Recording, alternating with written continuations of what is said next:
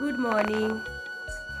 আজকে হচ্ছে শুভ গুরু পূর্ণিমা, আর আমাদের দুজনের মা ছেলের দুজনের প্রচুর পরিমাণে ঠান্ডা লেগেছে আর কাশি হয়েছে, তাই তো তো আমরা দুজনই এখন গার্গল করলাম, করে এখন একটু বসলাম। তারপর আজকের দিনটা আজকে শুরু হবে। তো এখন খাওয়া দাওয়া করে পুজো স্নান টান করে পুজো দিয়ে নেবো। রান্না বান্না আজকে অনেক দেরি করে করবো। বলে তো দিলাম রান্না বান্না দেরিতে করব, কিন্তু একা সংসারে রান্না বান্না দেরি করলে চলবে কি করে বলো? ছেলেটাকে তো খেতে দিতে হবে টাইমে, তো তাড়াতাড়ি করেই বসিয়ে দিলাম। এই যে গোবিন্দভোগ চাল, তার মধ্যে দিলাম একটু কুমড়ো, বাড়িতেই ছিল একটু কুমড়ো, তো দিয়ে দিলাম। ওটা না টেস্ট হয় একটা আলাদা, মশলার মতো কাজ করে। আর এইদিকে আলুর দমটাও বসিয়ে দিয়েছি, ঝাল ঝাল আলুর দম। আর ওই যে ভোগের খিচুড়ি হয় না, যেমন মিষ্টি মিষ্টি, সেরকম করেই করলাম। বেশ কিন্তু ভালো হয়েছিল, আমার নিজেরই দুর্দান্ত লেগেছিল।